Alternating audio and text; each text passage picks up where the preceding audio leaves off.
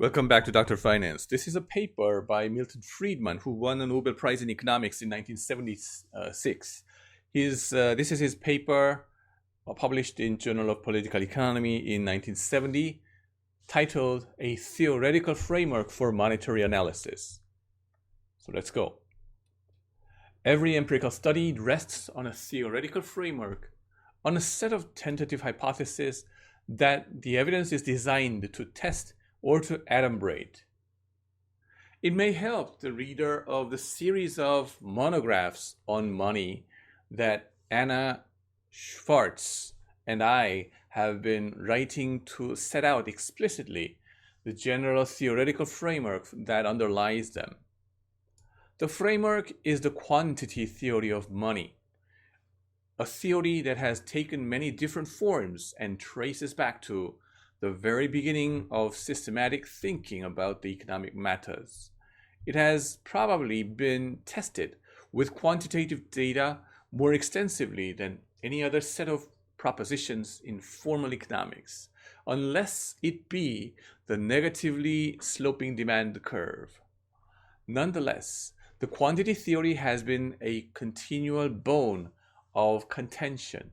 Until the past 3 decades, it was generally supported by serious students in economics, those whom we would today term professional economists, and rejected by laymen. However, the success of the Keynesian revolution led to its rejection by perhaps most professional economists. Only recently has it experienced a revival so that it once again commands the adherence of many professional economists.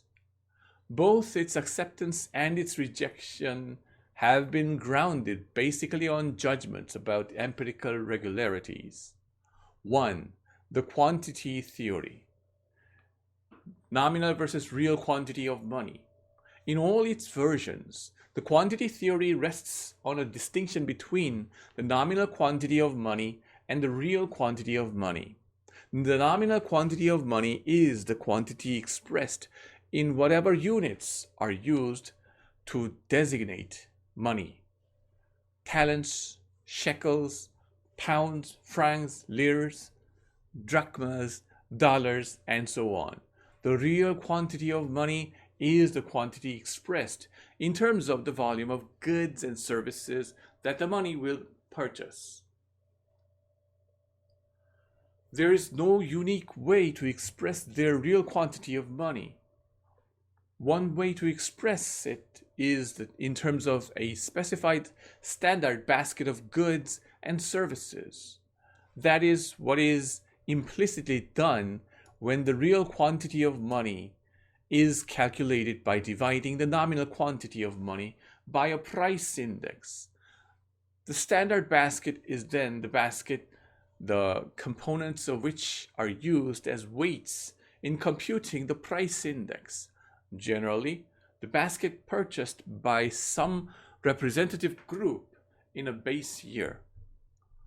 A different way to express the real quantity of money is in terms of the time durations of the flows of goods and services the money could purchase. For a household, for example, the quantity of money can be expressed in terms of the number of weeks of the household's average level of consumption that it could finance with its money balances, or alternatively, in terms of the number of weeks of its average income to which its money balances are equal. For a business enterprise, the real quantity of money it holds can be expressed in terms of the number of weeks of its average purchases, or its average sales, or of its average expenditures on final productive services, not value added, to which its money balances are equal.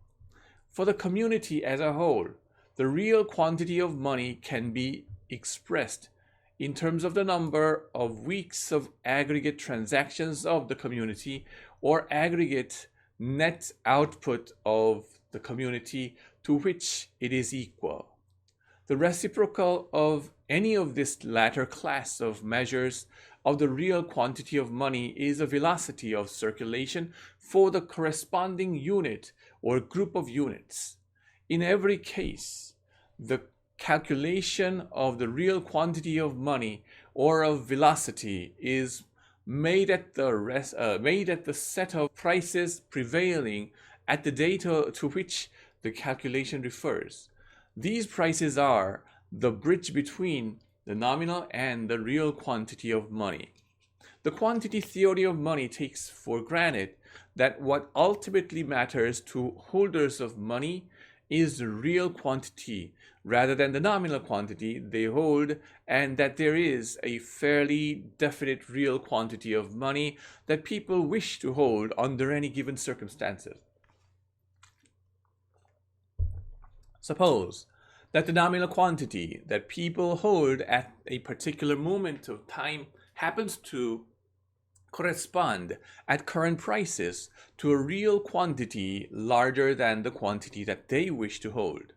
Individuals will then seek to dispose of what they regard as their excess money balances.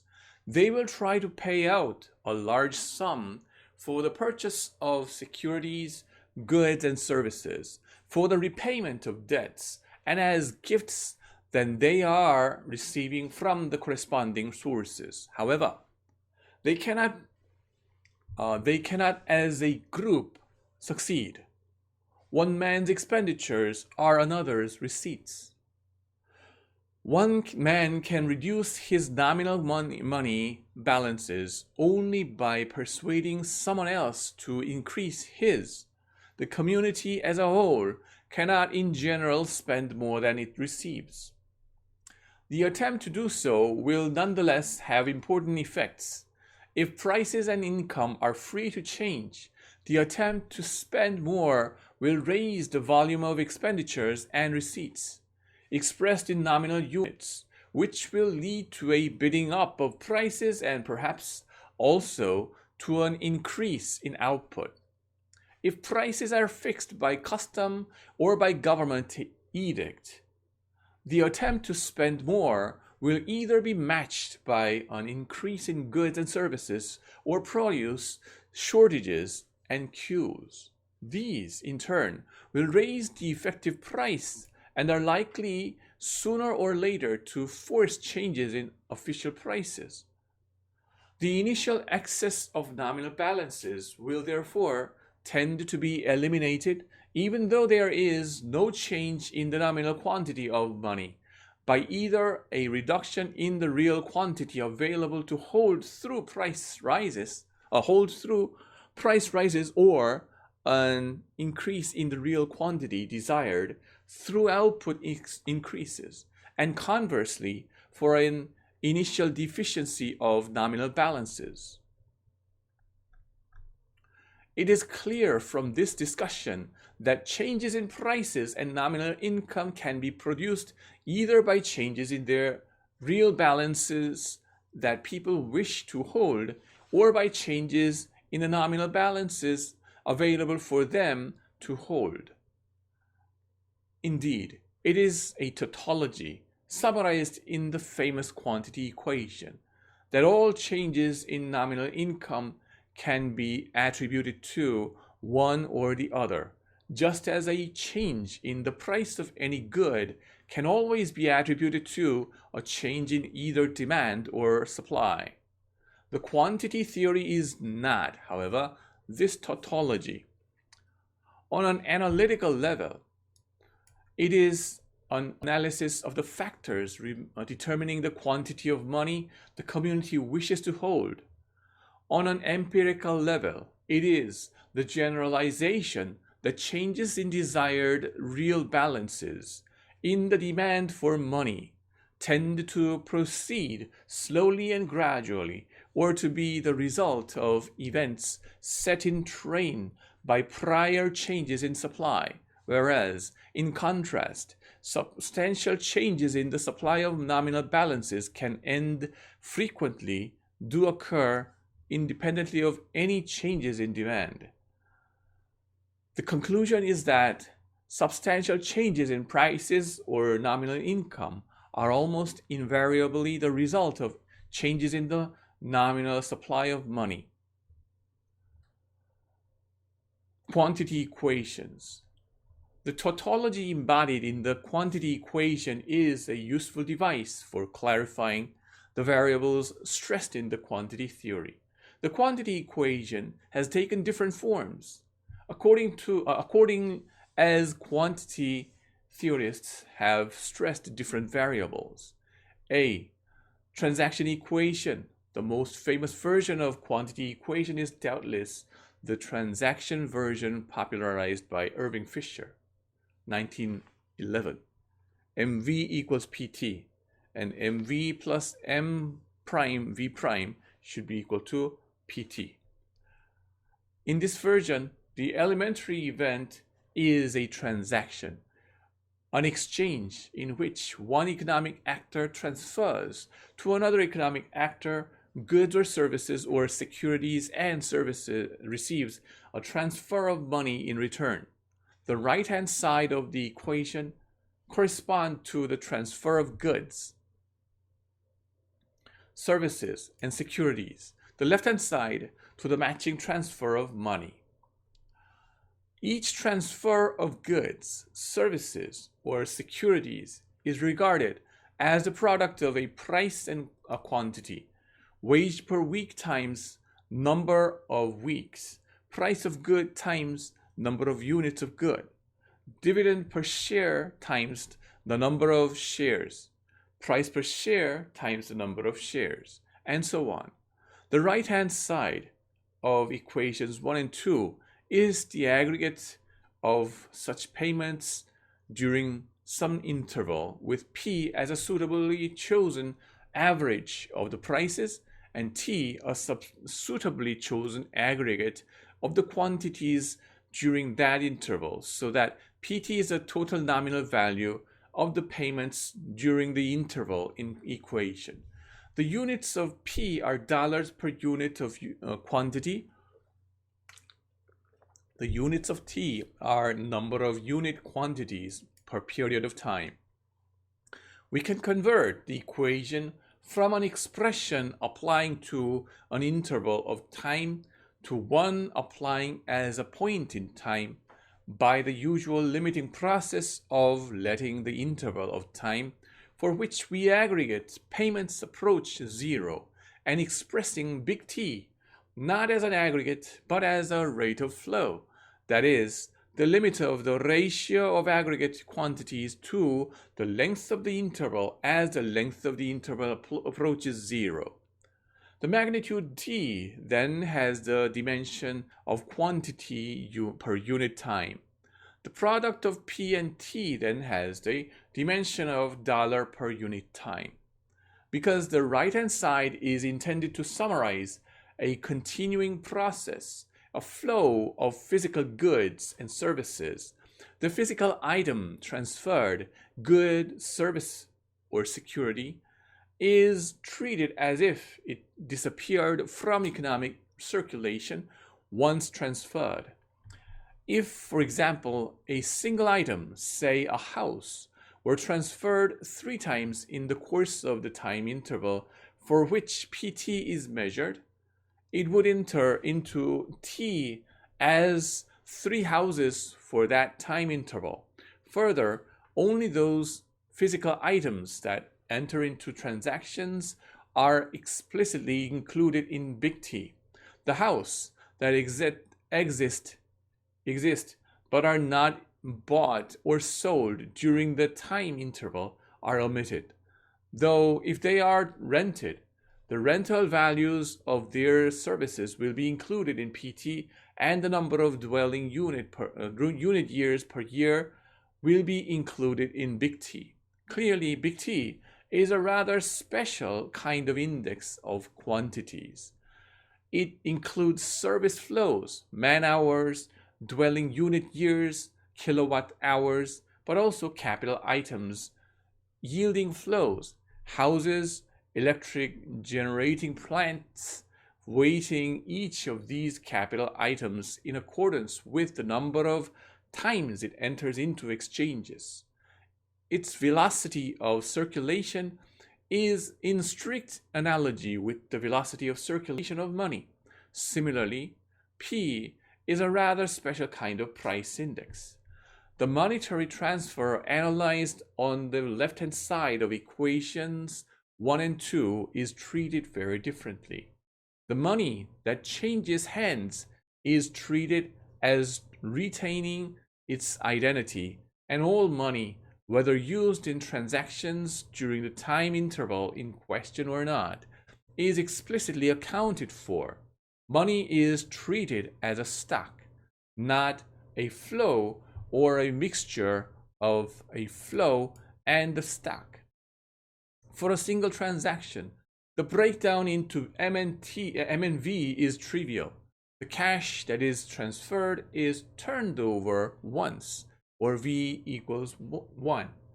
For all transactions during an interval, we can, in principle, classify the existing stock of dollars of money according as each dollar entered into 0, 1, 2, and so on transactions, that is, according as each dollar turned over 0, 1, 2, and so on times. The weighted average of these numbers of turnover, weighted by the number of dollars that turned over that number of times, is the conceptual equivalent of big V. The dimensions of big M are dollars.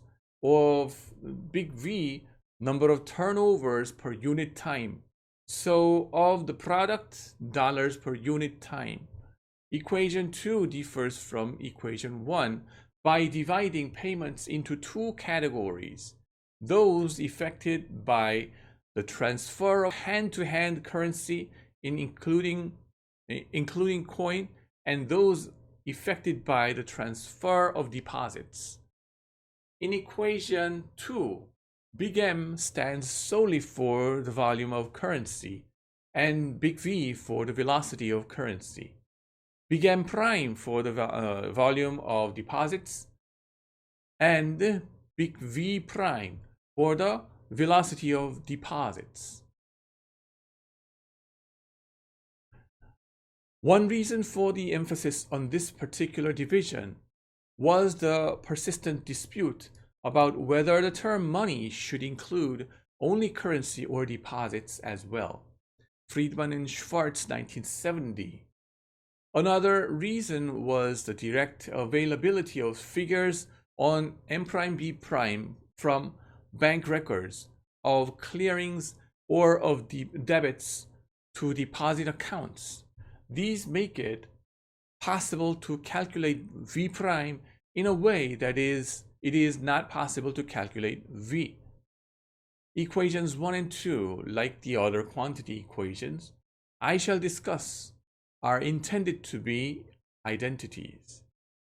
A special application of double entry bookkeeping, with each transaction simultaneously recorded on both sides of the equation. However, as with the national income identities with which we are all familiar, when the two sides or the separate elements on the two sides are estimated from independent sources of data, many differences between the two sides emerge.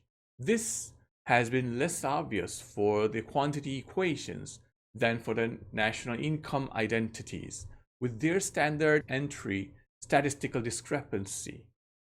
Because of the difficulty of calculating big V directly as a result, big V in equation 1 or big V and big V prime in equation 2 have generally been calculated as the numbers having the property that they render the equations correct.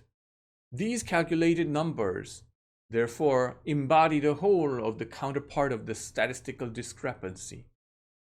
Just as the left-hand side of equation 1 can be divided into several components, as in equation 2, so also can be the right-hand side.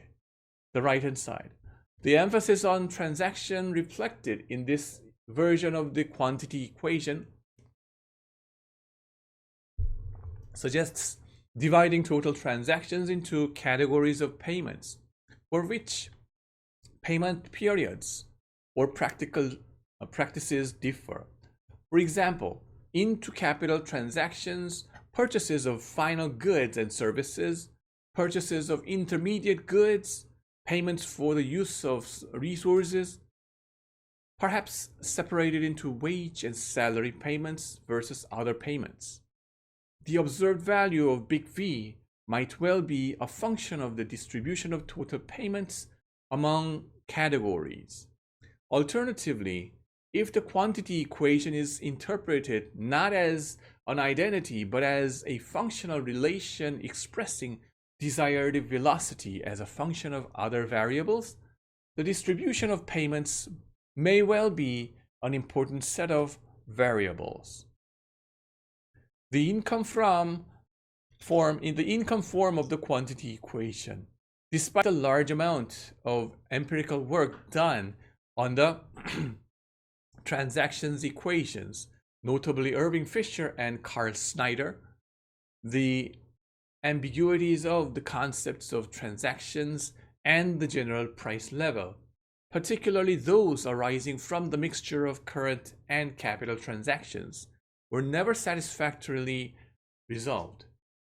The more recent development of national or social accounting has stressed income transactions rather than gross transactions and has explicitly and satisfactorily dealt with the conceptual and statistical problems of distinguishing between changes in prices and changes in quantities.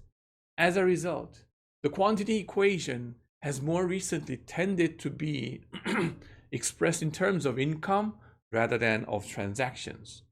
Let big Y be nominal national income, big P be equal to the price index implicit in the estimating national income as a constant prices, and small y equal to national income in constant prices, so that big Y should be equal to big P times small y.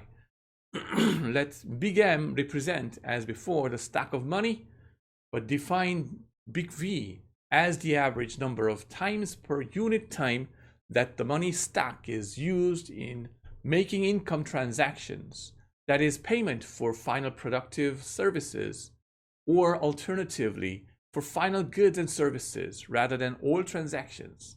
We can then write the quantity equation in income form as MV equals PY. Or if it is desired to distinguish currency from deposit transactions, as MV plus M prime V prime equals PY. Although the symbols P, V, and V prime are used both in equations 4 and 5 and in equations 1 and 2, they stand for different concepts in each pair of equations. Equations 4 and 5 are both conceptually and empirically more satisfactory than equations 1 and 2. However, they have the disadvantage that they completely neglect both the ratio of intermediate to final transactions and transactions in existing capital assets.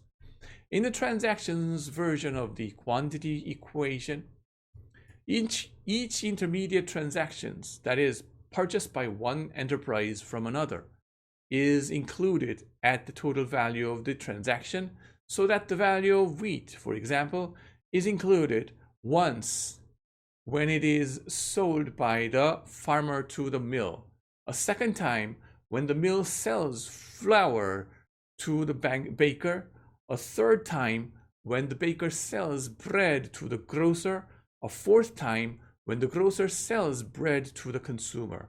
In the income version, only the net value added by each of these transactions is included.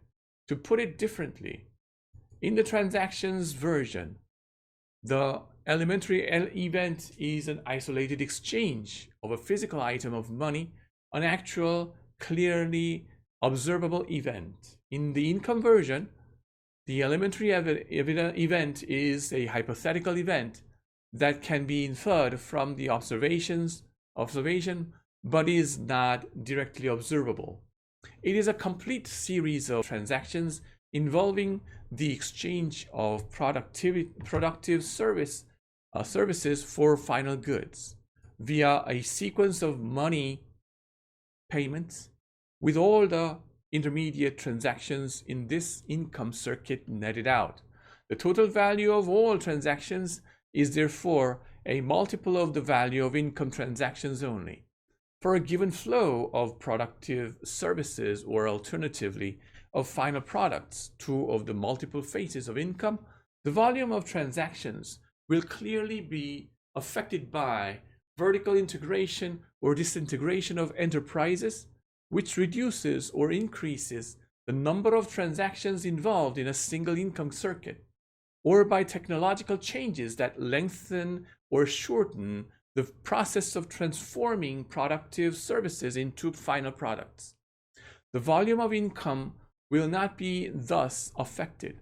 Similarly, the transactions version includes the purchase of an existing asset, a house, or a piece of land, or a share of equity stock, precisely on a par with an intermediate or final transaction. The income version excludes such transactions completely. Are these differences an advantage or disadvantage of the income version? That clearly depends on what it is that determines the amount of money people want to hold. Do changes of the kind considered in the preceding paragraphs, changes that alter the ratio of intermediate and capital transactions to income, also alter in the same direction and by the same proportion the amount of money people want to hold? Or do they tend to leave the amount unaltered? Or do they have a more complex effect? Clearly, the transactions and income versions of the quantity theory involve very different concepts of the role of money. For the transactions version, the most important thing about money is that it is transferred. For the income version, the most important thing is that it is held. This difference is even more obvious from the Cambridge cash balance version of the quantity equation. Indeed, the income version can perhaps best be regarded as a way station between the Fisher and the Cambridge version. The Cambridge cash balance approach. The essential feature of a money economy is that it enables an act of purchase to be separated from the act of sale. An individual who has something to exchange need not seek out the double coincidence. Someone who both wants what he has and offers in exchange what he wants. He need only find someone who wants what he has, sell it to him for general purchasing power, and then find someone who has what he wants and buy it with general purchasing power. In order for the act of purchase to be separated from the act of sale, there must be something with everybody will accept in exchange as general purchasing power. This is the aspect of money emphasized in transaction approach, but also there must be something which can serve as temporary abode of purchasing power in the interim between sale and purchase. This is the aspect of money emphasized in the cash balance approach. How much money will people or enterprises want to hold for this purpose? As a first approximation, it has generally been supposed that the amount bears some relation to income, on the assumption that this affects the volume of potential purchases for which the individual or enterprise wishes to hold a temporary abode of purchasing power. We can therefore write big M equals K times Py, where M, P, and Y are defined as in equation 4, and K is the ratio of money stock in income. Either either the observed ratio so calculated as to make equation 6 an identity, or the desired ratio so that M is the desired amount of money, which need not be equal to the actual amount. In either case, K is numerically equivalent to the reciprocal of the V in equation 4. The big V in one case being interpreted as measured velocity and in the other as desired velocity. Although equation 6 is simply a mathematical transformation of equation 4, it brings out much more sharply the difference between the aspects of money stressed by the transactions approach and those stressed by the cash balances approach. This difference makes different definitions of money seem natural and leads to emphasis being placed on different variables and analytical techniques. The transactions approach makes it natural to define money in terms of whatever service as the medium of exchange in discharging obligatory obligations. By stressing the function of money as a temporary abode of purchasing power, the cash balances approach makes it seem entirely appropriate to include also such stores of value as demand and time deposits, not transferable by check, although this approach clearly does not require their inclusion. Similarly, the transactions approach leads to stress being placed on such variables as payments practices, the financial and economic arrangements for effecting transactions, and the speed of communication and transportation as it affects the time required to make a payment. Essentially, that is, to emphasis on the mechanical aspects of the payments process. The cash balances approach, on the other hand, leads to stress being placed on variables affecting the usefulness of money as an asset, the costs and returns from holding money instead of other assets, the uncertainty of the future, and so on. Essentially, that is to emphasis on the role of cash portfolio. Of course, neither approach enforces the exclusion of the variables stressed by the other, and the more sophisticated economists who have used them have had broader concepts than the particular approach they adopted. The portfolio aspects enter into the cost of effecting transactions and hence affect the most efficient payment arrangements. The mechanical aspects enter into the returns from holding cash and hence affect the usefulness of cash in a portfolio. Finally, with regard to an analytical techniques, the cash balances approach fits in much more readily with the general Marshallian demand-supply apparatus than does the transaction approach. Equation 6 can be regarded as a demand function for money, with P and Y on the right-hand side being two of the variables on which demand for money depends, and with K symbolizing all the other variables, so that K is to be regarded not as a numerical constant, but as itself a function of still other variables. For completion, the analysis requires another equation showing the supply of money as a function of other variables. The price level, or the level of nominal income, is then the result of the interaction of the demand and supply functions. The quantity theory, in its cash balances version, thus suggests organizing an analysis of monetary phenomena in terms of the factors determining the nominal quantity of money to be held, the conditions determining supply, and the factors determining the real quantity of money the community wishes to hold, the conditions determining demand.